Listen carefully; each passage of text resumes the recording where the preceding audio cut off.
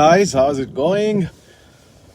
अगर आपकी Facebook ads इनकंसिस्टेंटली perform करती है कि एक दिन बहुत ही अच्छा रोएस देती है और नेक्स्ट डे बिल्कुल ही डिप हो जाता है, जैसे एक दिन आपको दिया 5x रोएस, नेक्स्ट डे दिया 1, या फिर एक दिन दिया 3x रोएस, नेक्स्ट डे दिया 0.5। अगर इस तरह की इनकंसिस्टेंसी आप एक्सपीरियंस कर रहे हो अपने फेसबुक एड्स में, then what if I told you that audience fragmentation could be one of those reasons that why it is happening. So इस वीडियो में मैं आपको समझाऊंगा कि किस तरह audience fragmentation one of those underlying reasons हो सकता है जिसकी वजह से आपकी किसी के भी फेसबुक एड्स की परफॉर्मेंस फ्लक्चुएट करती है या इनकंसिस्टेंट होती है। As a matter of fact, Meta ने कुछ टाइम पहले अपने सर्च आर्टिकल, हेल्प आर्टिकल में ये शेयर किया था कि combining campaigns and ad sets with similar or same objectives can and will help you reduce your audience fragmentation and or get over audience fragmentation, and as a result it can help you to optimize your ads better, कि उसकी performance better optimize हो जाएगी, and साथ ही साथ budget ठीक से efficiently spend कर पाएगा Meta, and at the same time वो लर्निंग फेज में आपका टाइम कम स्पेंड करेगा, सो ऑप्टिमाइज बेटर करके faster it will be out of the learning phase. So आज इस वीडियो में मैं आपसे उसी बारे में बात करूंगा। आप गूगल पे जाओ, सर्च करो, मैं आपको बिल्कुल स्टेटमेंट बताता हूं क्या सर्च करना। सर्च करना combining campaigns and ad sets to get over audience fragmentation, ऐसा कुछ करके लिखना और आगे मेटा लिखना। मेटा का सर्च आर्टिकल आपको दिखेगा और उस आर्टिकल को जाके पढ़ना, ठीक है, तो आपको समझ आ जाएगा। सो अगर इनकंसिस्टेंट परफॉर्मेंस हो रही है आपकी, तो वन ऑफ द रीजंस हो सकता है, ऑफ कोर्स काफी रीजंस हो सकते हैं, but one of the reasons हो सकता है फ्रॉम मीडिया बाइंग परस्पेक्टिव कि ऑडियंस फ्रेगमेंटेशन है, क्योंकि आप जो अप्रोच फॉलो कर रहे हो वो इस तरह की अप्रोच है। अब आपको मुझे क्यों सुनना चाहिए? वेल, मेरा नाम रोहन सापरा है, ठीक है, मैं एक डिजिटल एड एजेंसी रन करता हूं इंडिया में, focused on Meta at this point, and मैं multiple funnels को and offers को, businesses को as a whole 0 to 8 figures तक scale कर चुका हूँ using Meta ads। 14 niches में case studies document कर चुका हूँ, and 0 से up to 53,000 per day तक ad spend तक मैं businesses को लेके गया हूँ, और 53,000 तक ही मुझे अभी तक opportunity मिली, मौका मिला, तो मैं वहां तक उसको ग्रो कर पाया। उसके आगे मैं कर नहीं पाया, तो इसलिए 53,000 पर डे। बट जो मैं प्रोसेस आपसे शेयर करूंगा ये सेम प्रोसेस है, या सिमिलर बोल सकता हूँ, एग्जैक्टली सेम तो नहीं है, क्योंकि देखो हर एक मीडिया बायर का थोड़ा सा अपना तरीका होता है चीज़ों को करने का, लेकिन similar process, not exactly the same but similar process काफ़ी अच्छे और बड़े agency founders and media buyers international market में यूज़ करते हैं, जैसे कि Nick Theriot, Charlie Disrupter and similar alike. और ये लोग दिन का, मतलब ये महीने का $100,000 $200,000 करते हैं सेम प्रोसेस को फॉलो करके, और ये जेन्युइन लोग हैं, मुझे पता है, क्योंकि from my resources I know their hands on implementers. तो बस ये बता रहा हूँ कि मीडिया बाइंग पर्सपेक्टिव से वो लोग भी सिमिलर अप्रोच ही फॉलो करते हैं, ठीक है। तो सिर्फ मेरी मत सुनो, बट किसी भी एक्सपीरियंस मीडिया बायर की सुनोगे जो वेटरन है, तो वो आपको यही समझाएगा। अब बात करते हैं कि क्या है ये ऑडियंस फ्रेगमेंटेशन और किस तरह से इसको टैकल किया जाए। अब स्पेसिफिकली आज के वीडियो में मैं आपसे बात करूंगा, एग्जांपल दूंगा ई कॉमर्स के लिए, ठीक है, शॉपिफाई स्टोर्स के लिए। और काफ़ी कॉमन कंफ्यूजन होती है लोगों में, स्पेशली अगर आप शॉपिफाई स्टोर ओनर हैं, कि यार मेरे मल्टीपल एसकेयूज हैं और वो मल्टीपल एसकेयूज को मैं किस तरह से सिंगल कैंपेन स्ट्रक्चर से मैनेज कर सकता हूँ या कर सकती हूँ, क्योंकि मेटा बोलता है कि कंबाइन कर दो अपने कैंपेन्स या फिर एडसेट्स जो सिमिलर ऑब्जेक्टिव या सेम ऑब्जेक्टिव पर रन कर रहे हो, डिफरेंट रन करने का कोई फायदा नहीं है, मेटा बोलता है। इसका मतलब क्या हुआ कि वो कह रहा है आप अपना कैंपेन और अपनी मीडिया बाइंग को, कैंपेन और अपने एडसेट्स को कंसोलिडेट करके एक ही बना दो, यही बोलना चाह रहा है वो, इसका मतलब यही है, करेक्ट। अब हमें ये समझना है कि जब ऐसा होगा, सिंगल कैंपेन स्ट्रक्चर जो मेटा कह रहा है, तो हम मल्टीपल एसकेयूज किस तरह रन करेंगे, टेस्ट करेंगे, स्केल करेंगे। तो ये कंफ्यूजन आती है शॉपिफाई स्टोर ओनर्स को, ई कॉमर्स वाले लोगों को, एड से वो स्केल करते हैं। तो आज मैं उसके पर्सपेक्टिव से ये चीज समझाऊंगा, ठीक है। सो सबसे पहले तो ये समझो कि जब आप मल्टीपल एसकेयूज की बात करते हो ना, तो इसको क्लियर करो, सिंप्लीफाई करो। I like to simplify things, और मैं एक सिंप्लीफाइड तरह से एक चीज समझाता हूं जो कभी भूलना मत और अपने दिमाग में हमेशा रखना कि मल्टीपल एसकेयूज का मतलब ये नहीं होता जरूरी कि आपके पास मल्टीपल कैटेगरी ऑफ प्रोडक्ट्स हैं। मल्टीपल एसकेयूज का मतलब होता है कि आपके पास सेम कैटेगरी ऑफ प्रोडक्ट में मल्टीपल प्रोडक्ट्स हैं, राइट। सो कैटेगरी सेम है बट प्रोडक्ट्स मल्टीपल है। तो सबसे पहले तो ये क्लैरिटी अपने दिमाग में हमेशा रखना। अब बात करते हैं आगे। अब आपके पास आते हैं 3 ऑप्शंस।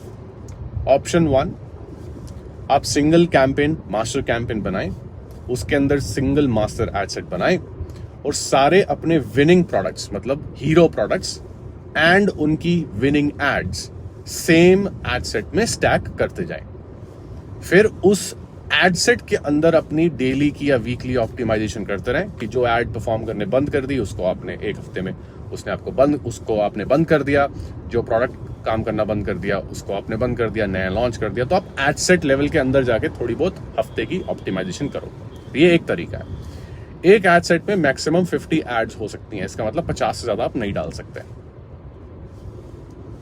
दूसरा ऑप्शन मैं बताऊंगा, पहले ऑप्शन बता रहा हूं फिर समझाऊंगा कि कौन सा प्रेफर करना चाहिए आपको मेरे एक्सपीरियंस के अकॉर्डिंग। दूसरा ऑप्शन होता है कि आपने एक कैंपेन बनाया, मास्टर कैंपेन, और उसके अंदर डिफरेंट एड सेट बना दिए ईच प्रोडक्ट जो है आपका उसके लिए, और फिर उस ईच विनिंग प्रोडक्ट फिर ईच विनिंग प्रोडक्ट के अंदर, एड सेट के अंदर आपने उस प्रोडक्ट की जो विनिंग एड्स है उनको डालते गए, टेस्ट करके स्टैक करते गए। सो 1 master campaign and 1 master ad set for each product. ये हो गया ऑप्शन 2, ठीक है।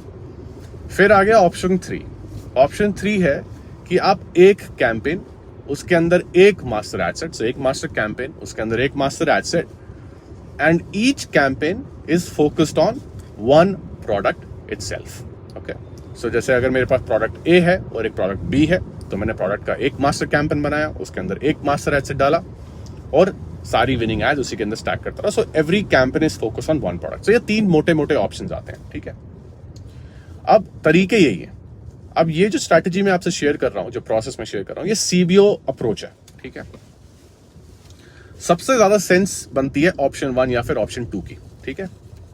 ऑफ कोर्स मैं ये नहीं कह रहा हूं कि आप दूसरे तरीके नहीं कर सकते, ऑफ कोर्स कर सकते हो यार।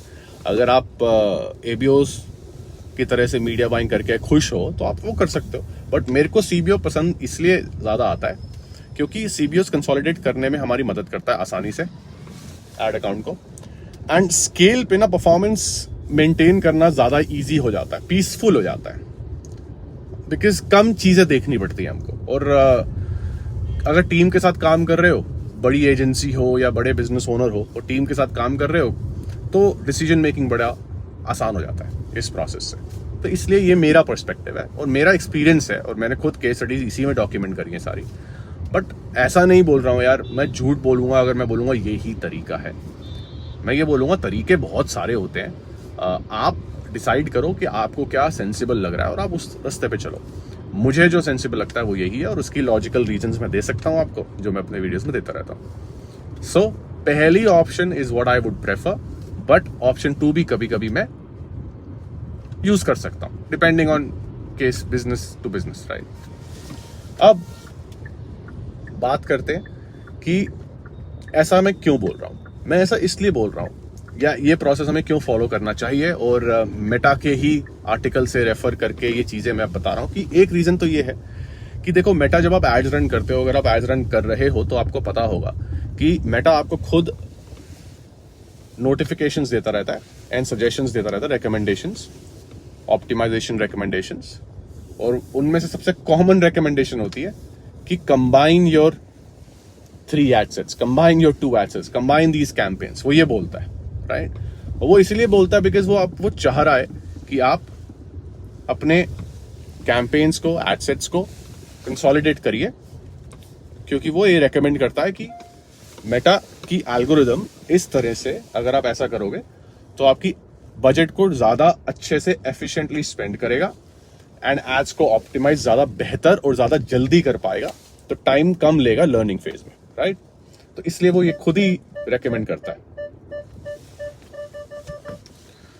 ठीक है, खुद ही रेकमेंड करता है। तो एक तो रीजन यही हो गया।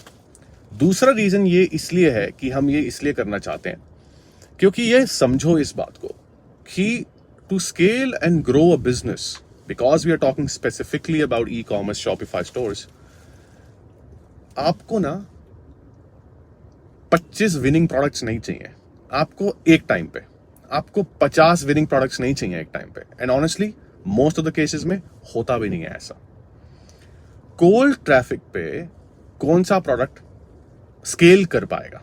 विनिंग प्रोडक्ट मेरे अकॉर्डिंगली होता है जो स्केल कर सकता है, ठीक है। हो सकता है आप इनिशियली लॉन्च करो और वो रिजल्ट आपको दे, लेकिन जैसे ही आपने बजट इंक्रीज करना शुरू किया वो डिप हो गया और हमें परफॉर्मेंस नीचे कर गई, और हमें ऐसा लगता है कि यार मीडिया बाइंग से रिलेटेड कोई ऐसी चीज है जो मैं नहीं समझ पा रहा हूँ या समझ पा रही हूँ, एंड आई थिंक कि मैं किसी एजेंसी के पास जाके या तो मैं उनको बोलूँ कि चेंज कर दो मेरी बिडिंग स्ट्रैटेजी, मैनुअल बिडिंग कर लो, एबीओ स्ट्रैटेजीज कर दो, 10 तरह के कैंपेन्स लॉन्च कर दो। हमें ऐसा लगता है, हम होपफुल हो जाते हैं, लेकिन ट्रुथ ये है कि these are not the reasons that will control your performance, your outcome.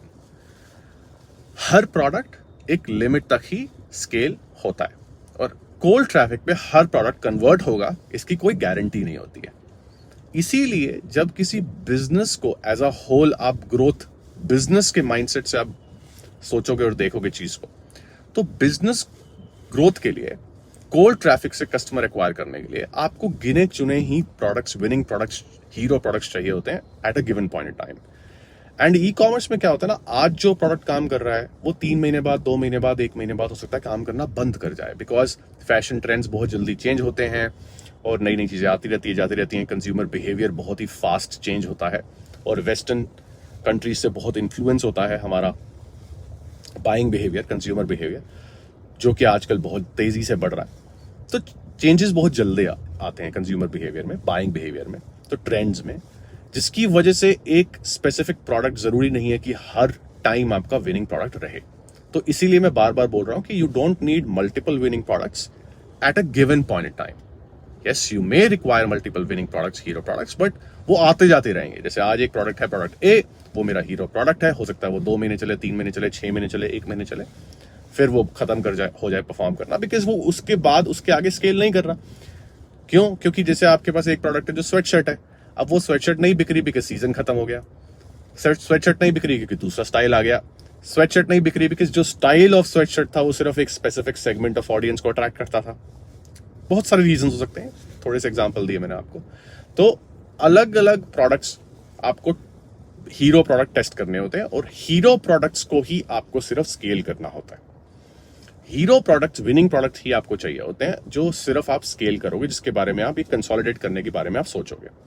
ये मैं बात इसलिए कर रहा हूं बिकॉज काफी बार मेरे पास लोग आते हैं to help them handle their, manage their ad account, scale their businesses, and ये 10 में से 9 लोग इस तरह से ही सोचते हैं जो मैं आपको समझा रहा हूं। उनको लगता है कि वो यही बोलते हैं कि मेरे पास तो 50 प्रोडक्ट है, मैं कैसे करूंगा। तो मैं उनको ये समझाने की कोशिश करता हूं कि आपको 50 प्रोडक्ट को एडवर्टाइज नहीं करना है eight a given point in time. आपको कोल्ड ट्रैफिक से रिजल्ट जनरेट करने के लिए आपके पास 2, 4, 1, 2, 4, 5 विनिंग प्रोडक्ट्स जो हैं उसी पे एक्सपैंड करना है, उसी के अलग अलग विनिंग एड एंगल्स लाने हैं, उसी की मैसेजिंग लानी है, उसी के लिए उसी प्रोडक्ट के लिए एड्स क्रिएट करनी है फॉर डिफरेंट बायर पर्सोनास, उसी के अराउंड स्ट्रैटेजीज बना के उसको स्केल करने की कोशिश करनी है, because it is proving to perform and be the best product for you.